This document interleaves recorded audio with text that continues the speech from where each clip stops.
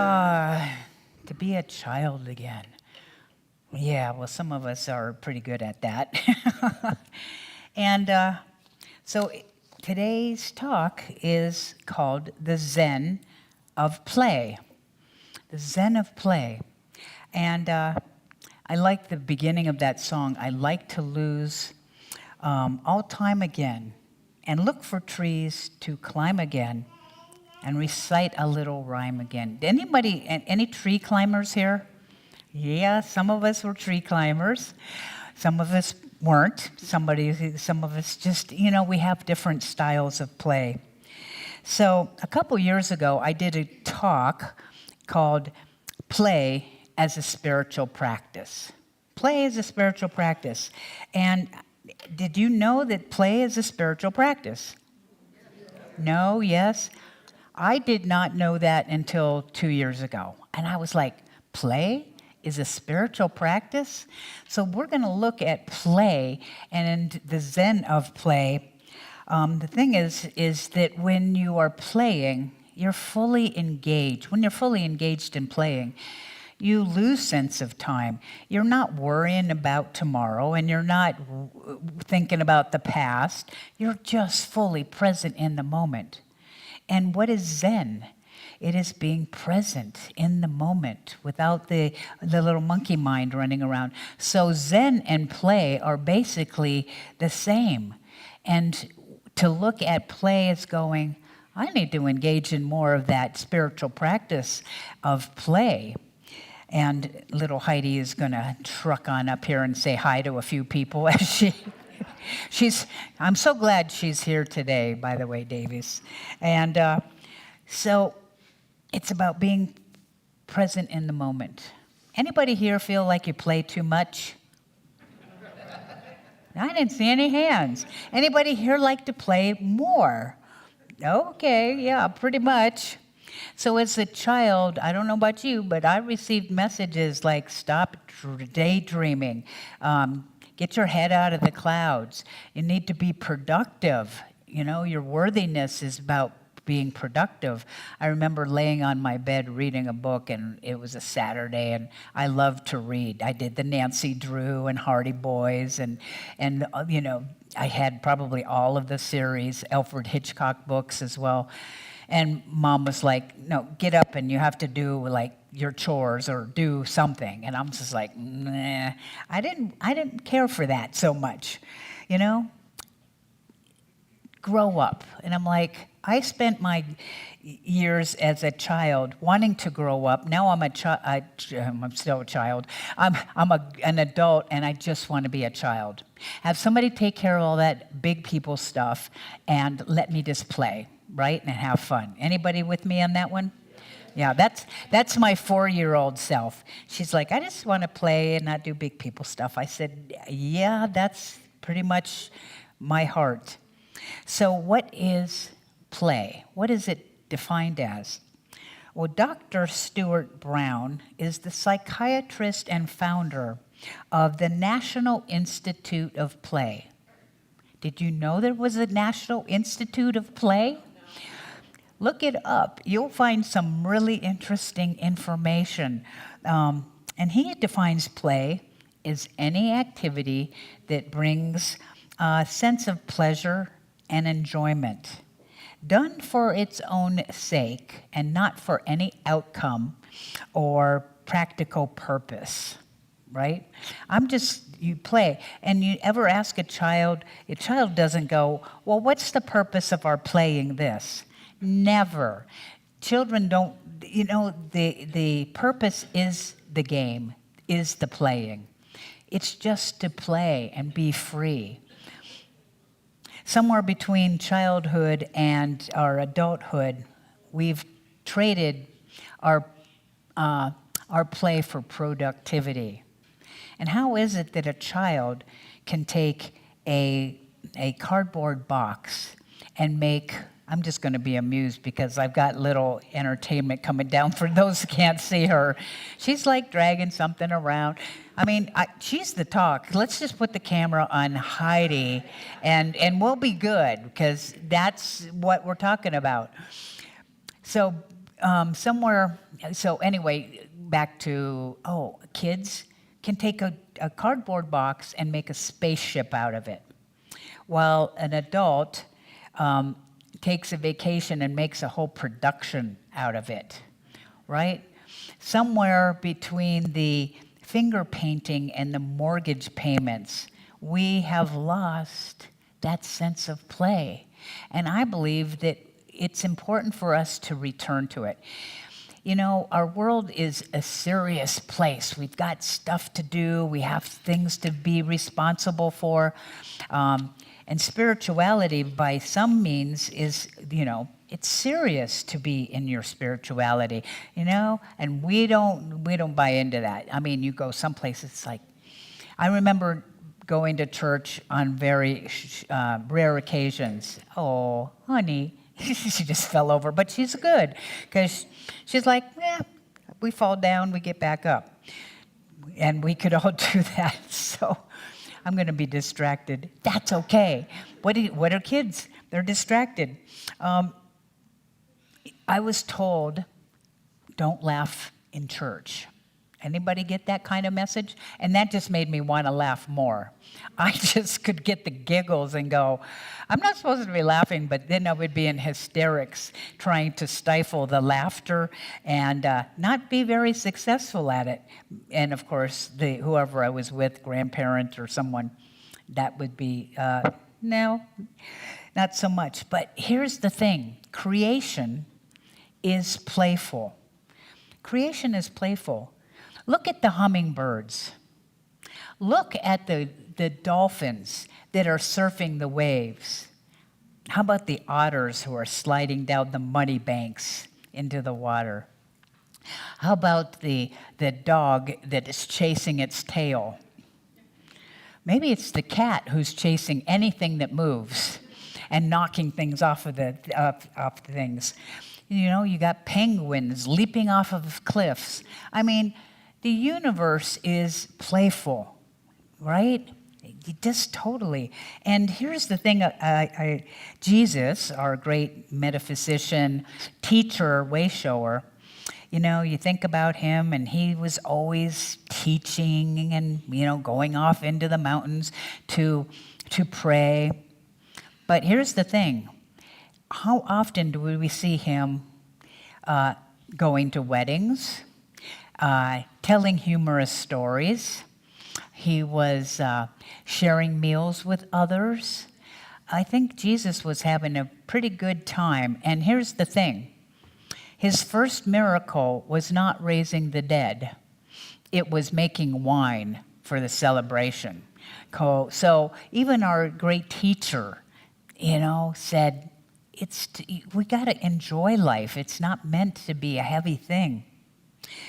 One of Jesus' statements was in Matthew 19:14. He says, "Let the little children come to me.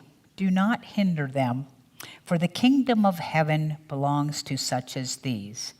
And to me, that's speaking, the kingdom of heaven is where? Within. And also, truly I tell you, unless you change and become as little children, you will never enter the kingdom of heaven, which is within. So that's about being in our humility, to be playful, to be open, to be curious. And the big one for me is trust. Kids trust. I've told the story about Jacob, my 4-year-old nephew, whom I saw playing, and he fell down, and he was 4 years old, my favorite age, and hurt his knee. And he went running into the house to get Mom to take care of it. And next thing you know, he's back out playing. Now, Jacob did not worry about anything.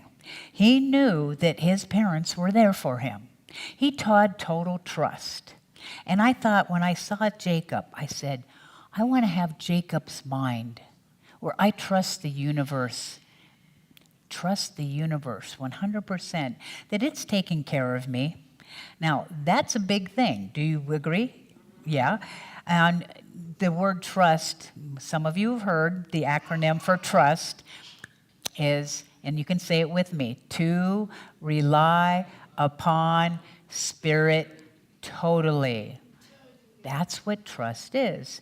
So that child within, my 4-year-old who goes, it's going to be good. I don't know how, but that's not my job to know how.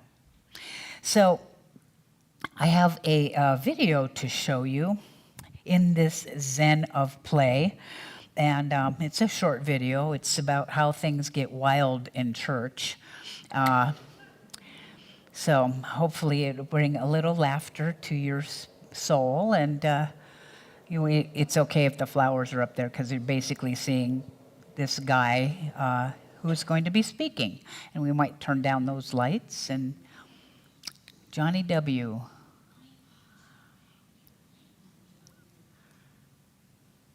And we can't hear him. Walls. White people do this a lot. I blame Chip and Joanna Gaines for this culture. You ever walk in Smith's house, live, laugh, love on the wall? What is that? What are you doing? On my wall, I want live, laugh, leave. That's what I want. Get out. But my church, I've been to a church before. My church puts like our core values and some scriptures on the walls. I went to a church a few months ago, and they had the 10 Commandments on the wall. And it wasn't just like all together. It was like scattered throughout the church just randomly. So weird, the placement of some of these commandments. Like over the pastor's office, I swear to you, it said, "Thou shalt not kill." I was like, what happened in the pastor's office? What do I need to know? Good grief. But one thing I really did enjoy, I got to plug in at my church, more. That was kind of cool. We started working in the nursery, y'all. Anybody work in the nursery at your church? You got to do it. It's the best, because these babies cannot rat you out if it all goes wrong. You come back after church, I hand you a crying baby. It's like, look, maybe I dropped him. Maybe he's a brat. Like, you don't get to judge me. This is the Lord's house, okay? And we're a sticker church. Y'all putting stickers on the kids when you check them in at your church. These big churches do it. We're tagging these kids like they're in the wild. It's weird. Like it's a nature study. Sprinkle out some goldfish crackers and track their movements. My pastor had to explain it to me. Johnny, it's a security thing. It's got the kid's name on the sticker, a code at the bottom. Parent gets a piece of paper with that same code. They come back after church, to claim their child, like it's a coat check or a raffle. Wonderful. And parents lose that piece of paper at my church. I don't know what your policy is at your church, but I don't put up with that mess in my nursery. You come back without that paper, I'm like, I'm sorry. We're keeping him, okay? He works for Jesus now, all right? You knew the risks. They're like, you know me, that's my son. I just dropped him off. I'm like, sir, look, okay? Without the receipt. The best I can do is store credit. And then I let him pick out a child of equal or lesser value. We give out so many redheads, y'all. It's unbelievable. I feel like that hurt some people's feelings. I'm kidding. Redheads don't have feelings. Listen. I'll get through this. I got a dumb dog. You have a dumb dog? People don't want to admit their dogs are dumb. My dog's dumb, y'all. My dog's name's Toby. He hates wheels, y'all. Any wheels of any kind, okay? He chases any spoked wheel come whirring by the house, like a bike or a motorcycle or a wheelchair last week. Thanks, Toby. Appreciate it. We have to move again. Thank you. And this is true, and I'm just saying this because I'm in Salt Lake City in Provo. This has really happened. 2 Mormons came by the house on their missionary journey a few months ago. I'm on the porch. I'm letting you go to the bathroom. He chased them into a ditch. I didn't know what to do. I was on the porch like, sorry! He is Lutheran!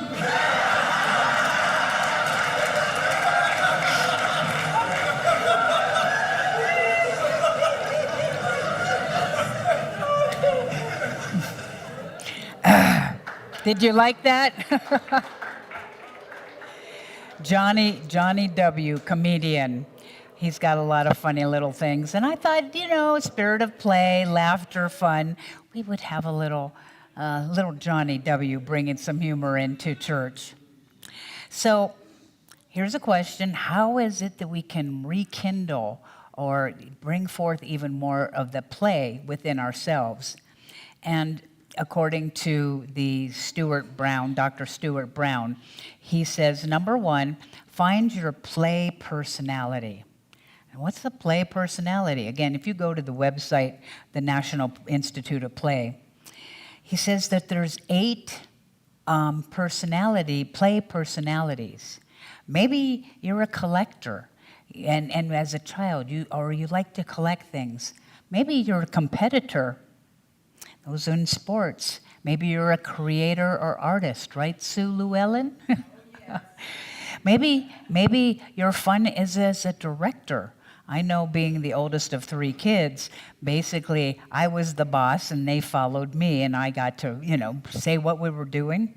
We also have anybody who is the joker. The joker. Maybe you have the personality of the explorer or the kinesthetic, or maybe your play personality is of a storyteller. So you can have any blend of these. You can have all little pieces and parts, and there's usually one dominant. So find your play personality. Number 2 is consider how you like to play.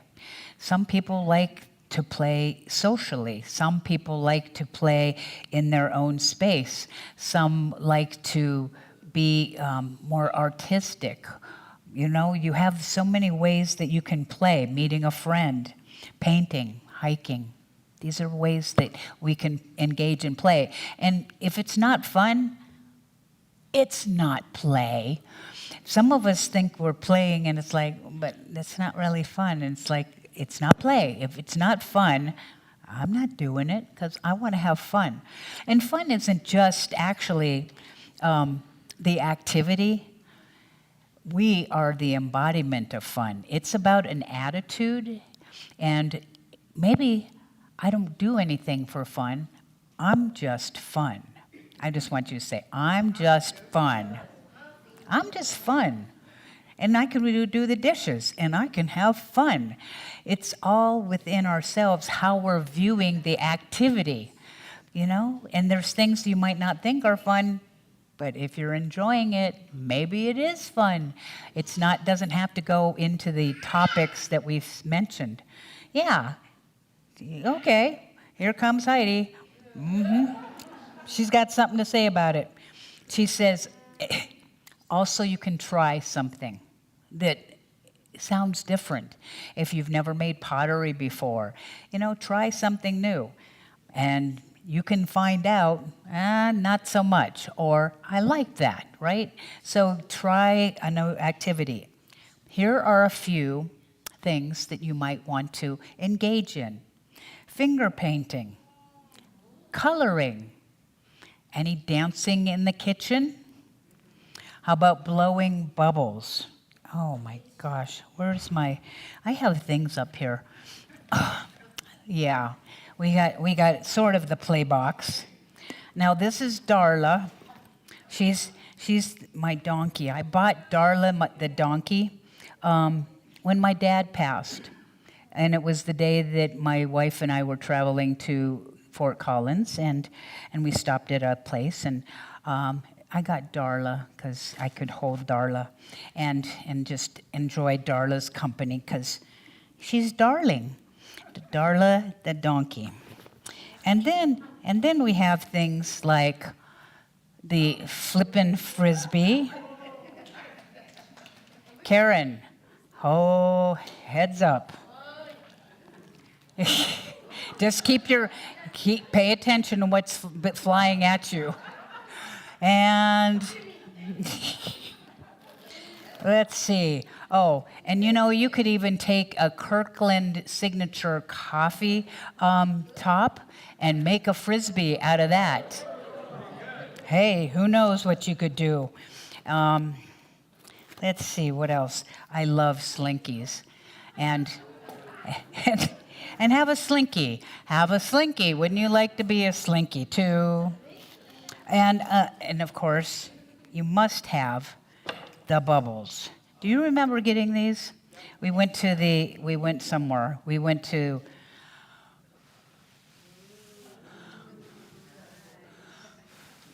Yeah, so we have bubbles. And so it's called tiny bubbles. we have We have ways to play, playing board games or card games like Deborah likes to do, walking without a destination. How about just watching the clouds? Right there, Janet? Janet's like, yeah, I can watch the clouds. And I might take a picture of a cloud. She's a cloud lover. I love the clouds. So I'm going to invite you now, just for fun, to close your eyes. And don't be throwing stuff while we're closing our eyes. So I want you to remember something you loved to do when you were 8 years old. Go back to being 8 years old. You might have been third grade or something about that. And where were you when you bring back a memory of yourself? Who were you being with, and what were you doing?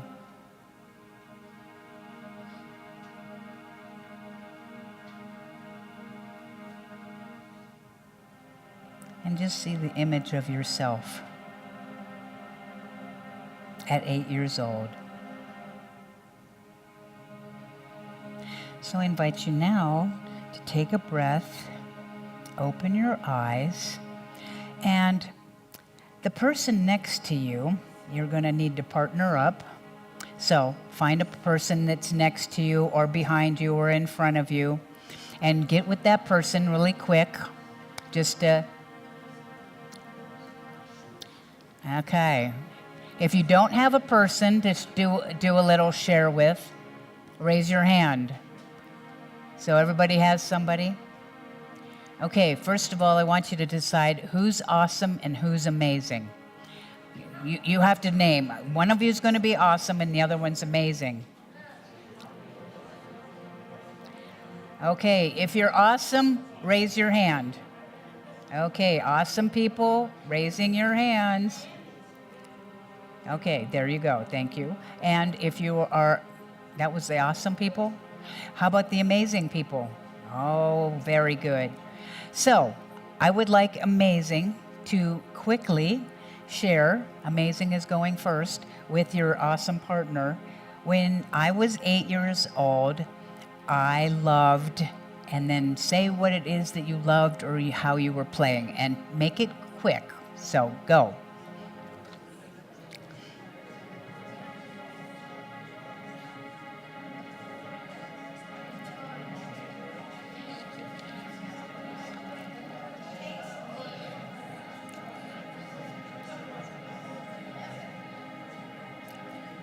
Okay, bring that sharing to a close. I know you could just talk and talk and talk, but we're gonna switch. Now, Awesome is gonna share, when I was 8 years old, I loved, and share what it is that you loved or what you were doing in your playtime.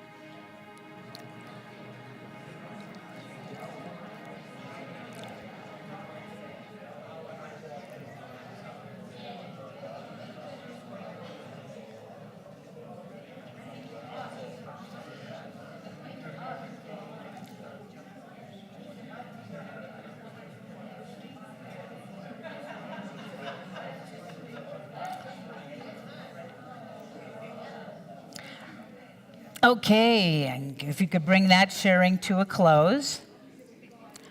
Thank you. Now I want you to give yourselves a high five and say, "We are awesome and amazing." Yes, you are. Thank you for playing. So, I want to know, how many of you ever jumped in a puddle when you were a kid? Okay. And now, when did we decide that we were too old to jump in a puddle? Anybody? Never. Good. Because this week, I'm going to challenge you to go jump or walk. Some of us have a challenge in the jumping, but I want you to walk, stomp your feet, go jump in a puddle. That is one. You know what? There's going to be rain. Find some rain. It's the day that it rains. Go find something. You'll find it. And the other thing I would love you to do is to schedule 1 hour to put it in your calendar. Now, putting it in my calendar, 1 hour of play. That means no goals, no errands, no catching up, no outcome. You have an hour in your calendar, and it's just to play and just delight. Do something just fun without any need to make it be anything other than a playtime fun. So, now I'm going to invite you, as we begin to get ready to close your eyes again.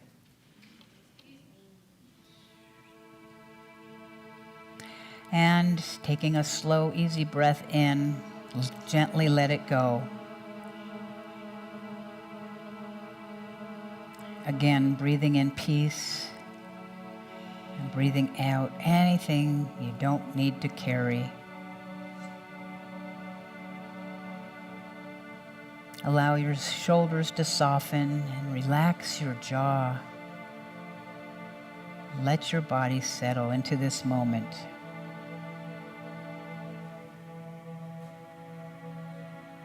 Now again, imagine yourself as a child. Perhaps you remember sliding down a slide or swinging on the swings, rolling down the hill, playing tag, laughing so much, watching the clouds.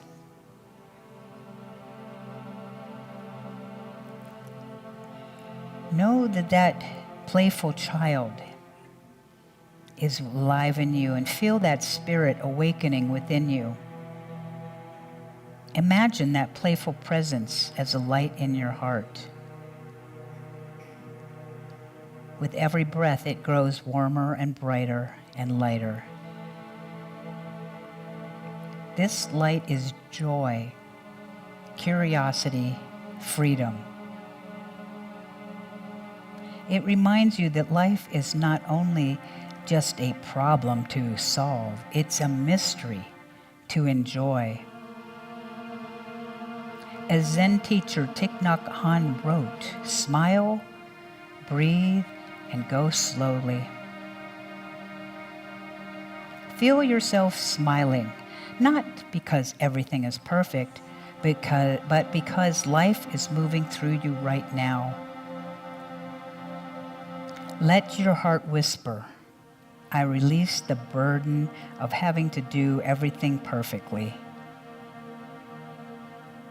Today I remember that joy is sacred. Laughter is prayer. Creativity is worship. Know that the divine isn't just found in silence, but also in dancing. Rest in this awareness, and as we return our attention to this room, give yourself permission to play, to laugh more freely, to notice beauty more often. And remember that your soul has never forgotten how to play. For in playing, you remember who you truly are, as the presence of spirit, which delights in expressing itself as you in play, today and always. And so it is.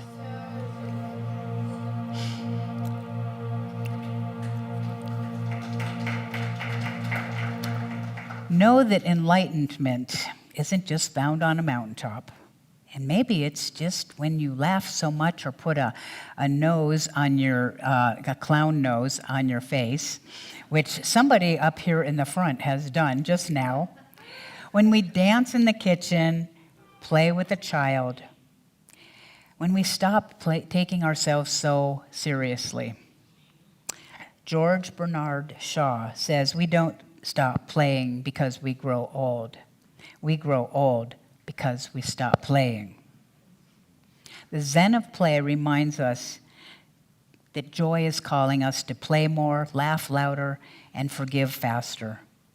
And know that when life gets messy, which it will get messy. Perhaps the most spiritual thing you can do is take a deep breath, grin, and remember that we can always look on the bright side of life. And so it is.